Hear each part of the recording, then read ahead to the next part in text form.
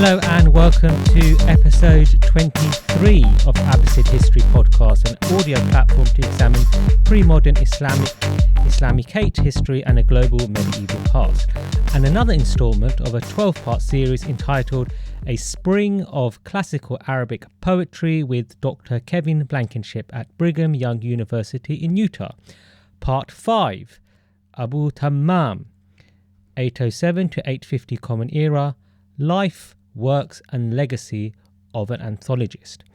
We are sponsored by IHRC Bookshop. Listeners get a 15% discount on all purchases. Visit IHRC Bookshop at shop.ihrc.org and use discount code AHP15 at checkout. Terms and conditions apply. Contact IHRC Bookshop for details. I'm your host, Talha Hassan, a PhD student at the School of Art and African Studies in London. Now on to the show. Habib ibn Aus al-Ta'i, better known as Abū Tammām, was born near Damascus around 805 Common Era. His own poetry career had a rocky start, but his career endured with his Hamasa anthology of early Arab warrior verse. To discuss with me his life, work and legacy is Dr. Kevin Blankinship. Welcome, Dr. Blankinship. Hi, Talha. Good to be with you. Abū Tammām lived during a time when the Abbasid Caliph was imposing the Mu'tazilite so-called rationalist school of theology onto its subjects. Tell us more about his socio-political and cultural context. The era of Abū Tammām's lifetime saw the civil war between the Caliph al-Amin and his brother al-Ma'mun, who had the support of Khorasan, and the conflict ended with a 2-year siege of Baghdad and the eventual death of al-Amin.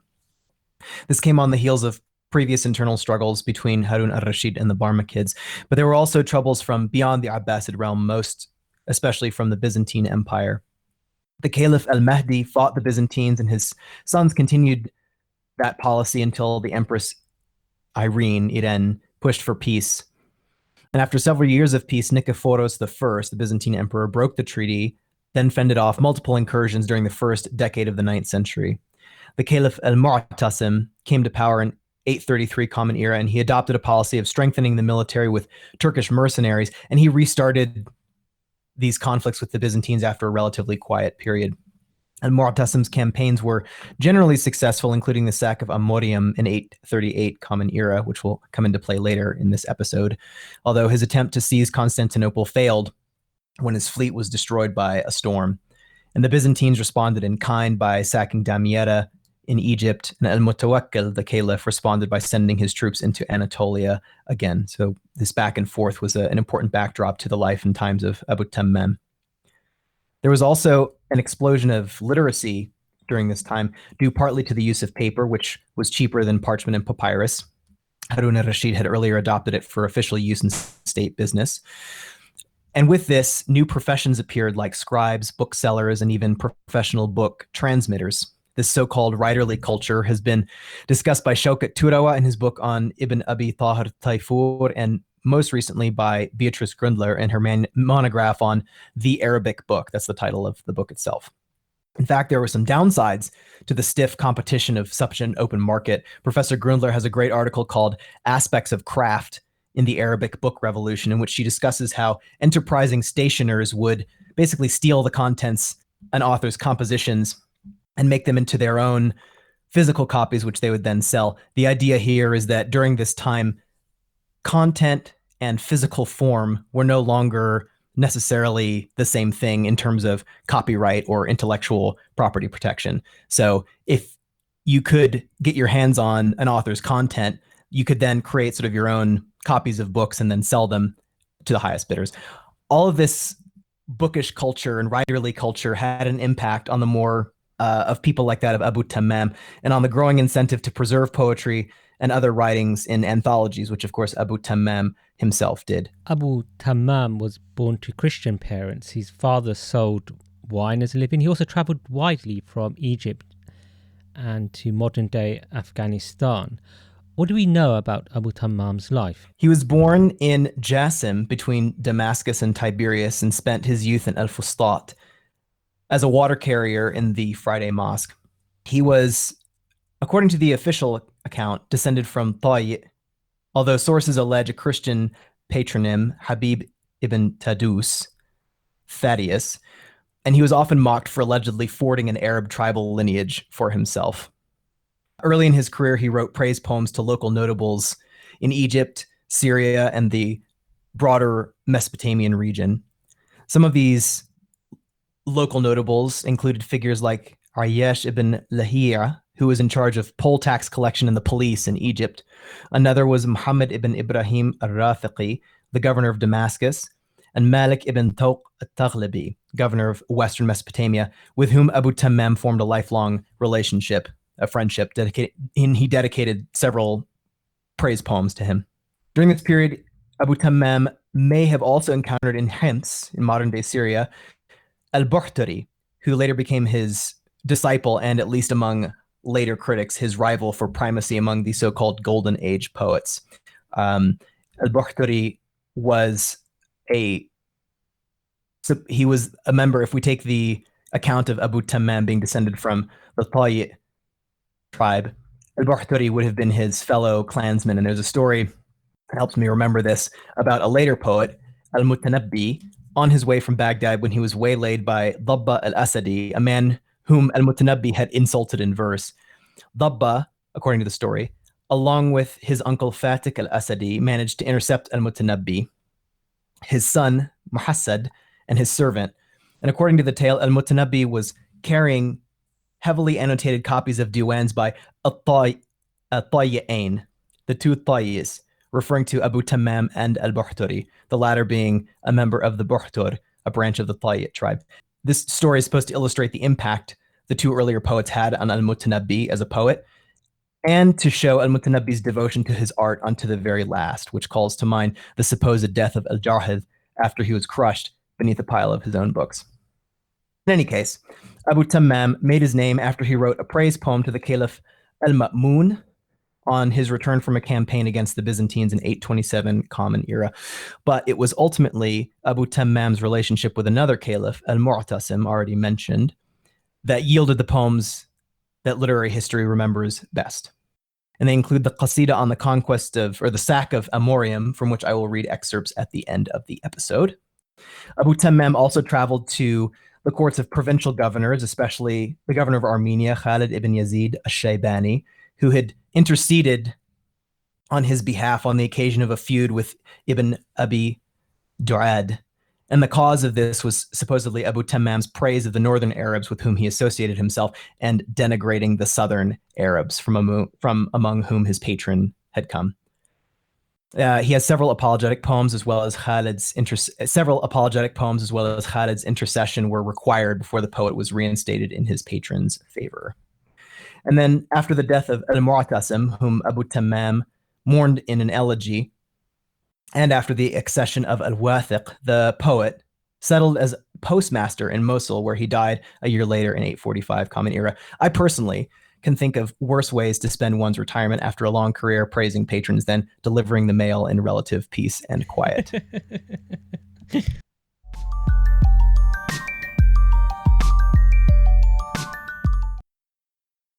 Abū Tammám's own poetry seems to have been eclipsed by his Hamas anthology of early Arab warrior verse, which continues to be read, unlike his own works, it seems. Tell us more about this collection as well as Abū Tammám's original production. His greatest success as a poet in his own right were his praise poems and laments, which you're right to point out that often they're not read as or studied as commonly as poetry from the Hamasa. He also wrote satire, hija, and love poetry, ghazal, both of which have a sizable place in his diwan, but which should be considered more as exercises in poetic prowess than what he would have focused on himself as a poet. Poets back then were expected to write in multiple genres if they were to be considered serious poets, even if they didn't excel in all of those genres. Also notable is the fact that he made the quatrain format more popular when writing ghazal poetry, love poetry. So 4-line poems that did become later fashionable. Abū Tammám's style is best known today as an example of badi'a, the new style, with its recovery of archaic words and phrases, its semantic development, and its repurposing of existing themes and motifs and idioms in a new way. Abū Tammām would often play with language and make what some people deemed far-fetched conceits or comparisons, which drew the ire of critics. And he ultimately sparked a long-lasting literary debate, which I'll discuss a bit later. But for now, a quick example of what some critics took to be gratuitously difficult style. There's a line from one of his poems in which he says this in Arabic and then in English.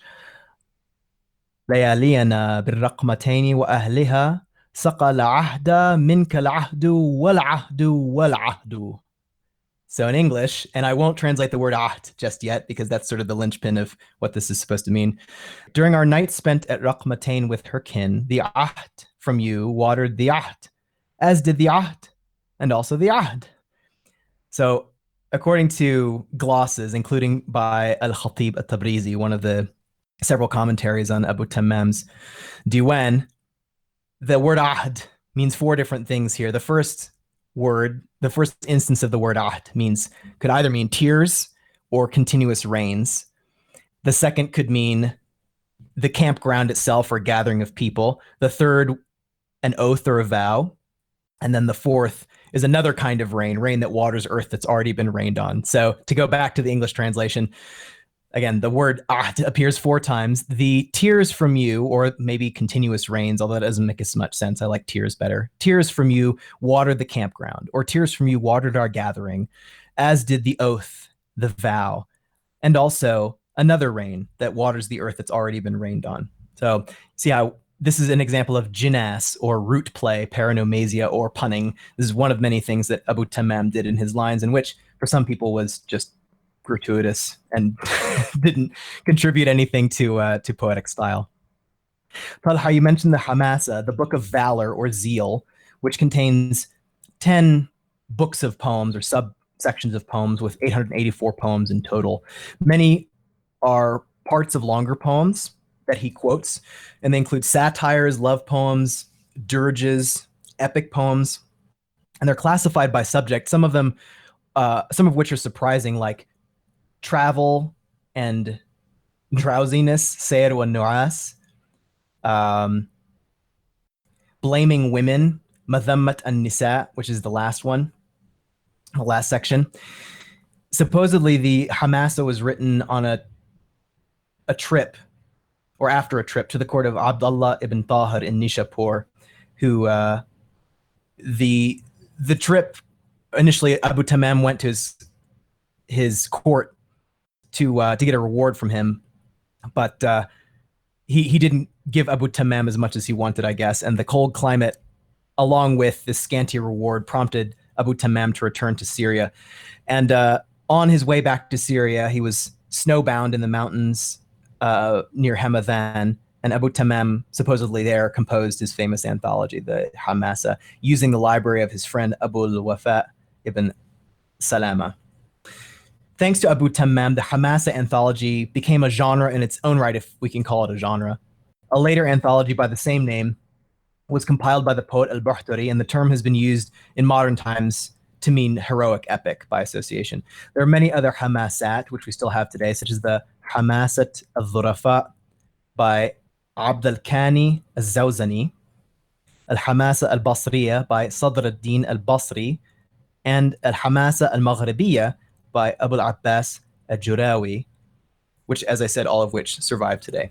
According to the modern-day Syrian poet Adunis, Abū Tammām, quote, started out from a vision of poetry as a sort of creation of the world through language, comparing the relationship between the poet and the word to the relationship between two lovers and the act of composing poetry to the sexual act, end of quote.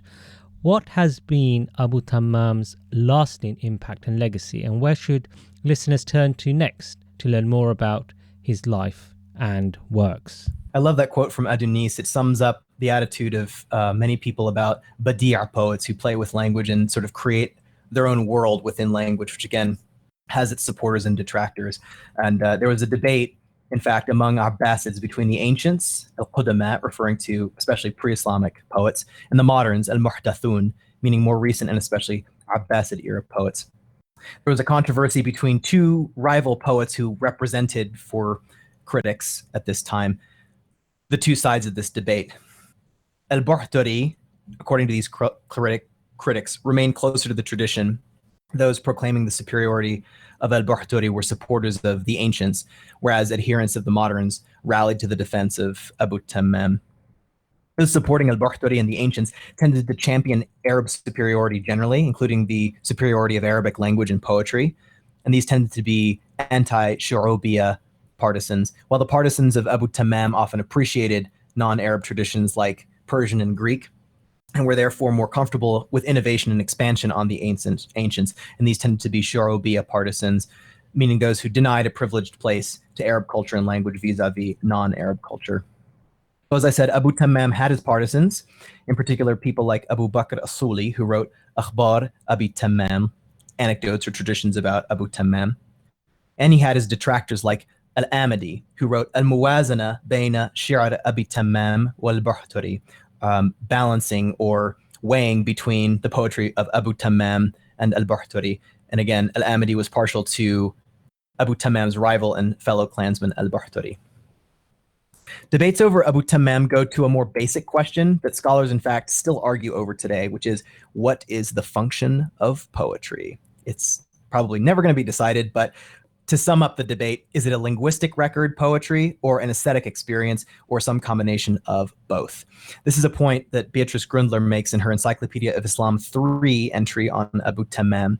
So in the time of Abū Tammām, philologists who edited pre-Islamic and early Islamic texts in order to preserve quote-unquote pure Arabic found Abū Tammām's style incompatible with the older poetry. We can contrast this attitude with that of government officials who, as I said, knew the Greek and Iranian traditions and might have even come from those traditions and cultures themselves, and therefore fought for a more expansive intellectual milieu. And these people generally loved poetry like Abū Tammām's. Individual poets themselves sometimes took his side, like Ali ibn Jaham, and sometimes they didn't, like Di'b al-Khuzai, just to name two figures. Critics accused Abū Tammām of using far-fetched conceits and difficult word choice, and his supporters pointed out that no other poet had been held to such strict standards and emphasized his creation or derivation of new conceits, ma'ani, and also his subtle imagination and his independence of thought. A lot of this criticism was, of course, biased regarding especially the extent of his borrowing or stealing, sariqa, the definition of which was still fluid and would only be firmed up later in later centuries, like a century or two after this. When we're thinking about debates over literary style and canon, questions like which poet is better and even what constitutes good and bad poetry, so much of it has to do with social conventions of the time. I mentioned the Shu'ubiyya movement, for example, and how that impacted what people thought should and shouldn't be in poetry. Al-Buhturi, being on the other side of the debate, was subject to attack and defense by later critics as to whether his poetry outdid Abū Tammām's. But we need to remember that Al-Buhturi himself had expressed opinions about generations of poets that came before him. So in the debate over Al-Farazdaq versus Jarir, Al-Buhturi apparently preferred the former. He thought that Al-Farazdaq had a command of poetic themes that Jarir could not equal. Abū Tammām had an enormous influence on the style and norms of classical Arabic poetry moving forward, and in fact has been used as a model all the way through the 19th and 20th centuries. For further reading, listeners can look at Beatrice Grundler's translation for the Library of Arabic Literature called The Life and Times of Abū Tammām. This is Abu Bakr Asuli's work. And they can also read Suzanne Stetkevich's book, Abū Tammām and the Poetics of the Abbasid Age. I'd recommend reading this alongside a perceptive review by Julie Scott Maysami in the Journal of Arabic Literature. This was published in 1994. Finally, let's end with that sample from the subject of our episode today, Abū Tammām, and a translation. This poem is probably Abū Tammām's most famous, most celebrated. It commemorates the sack of Amorium, Amuriya in Arabic, by the Abbasid Caliphate in 1838 Common Era, and which was one of the major events in the long history of the Arab-Byzantine Wars. And this sack was led personally by the Caliph al-Mu'tasim during the reign of the Byzantine Emperor Theophilus, who's mentioned in the poem by name.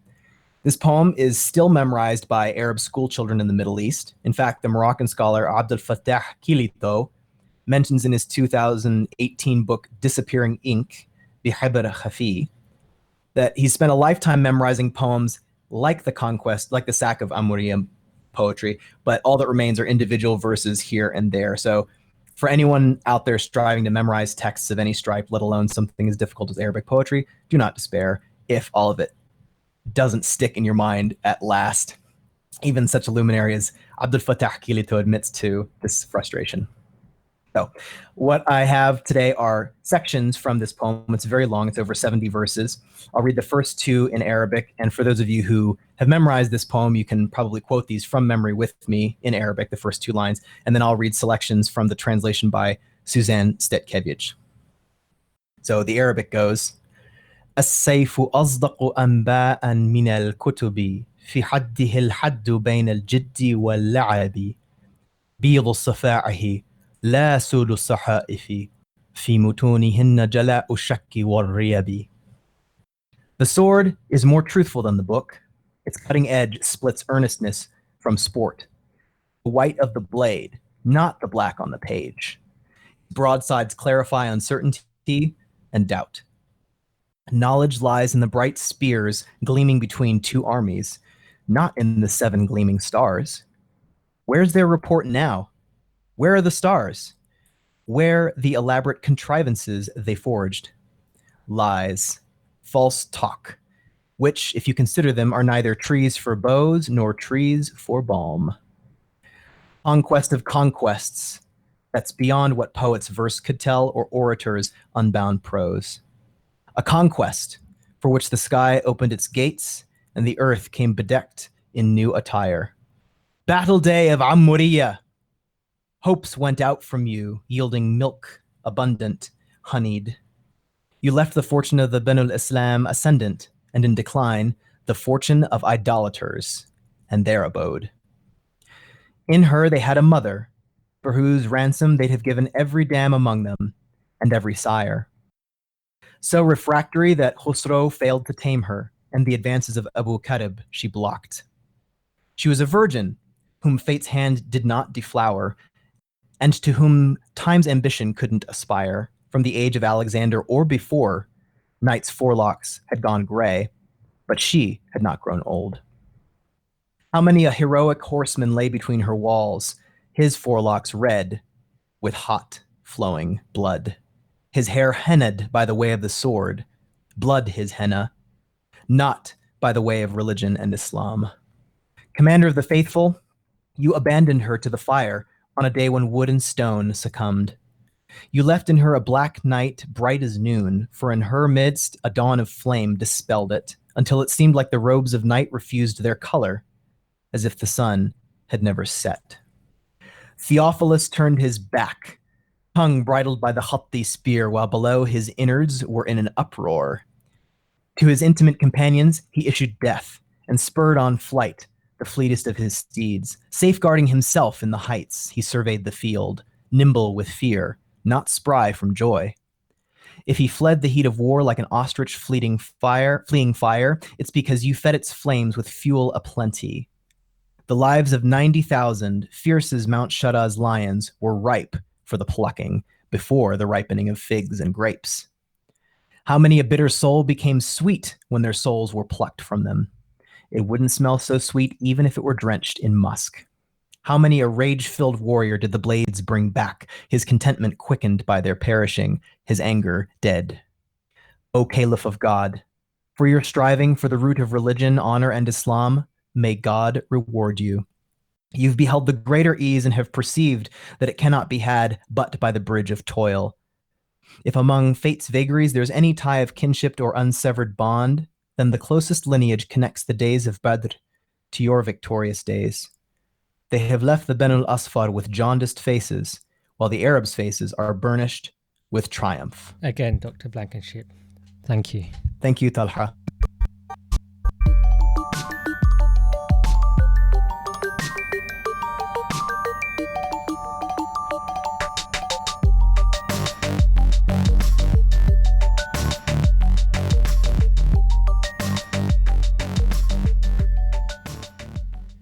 Well done, another good one.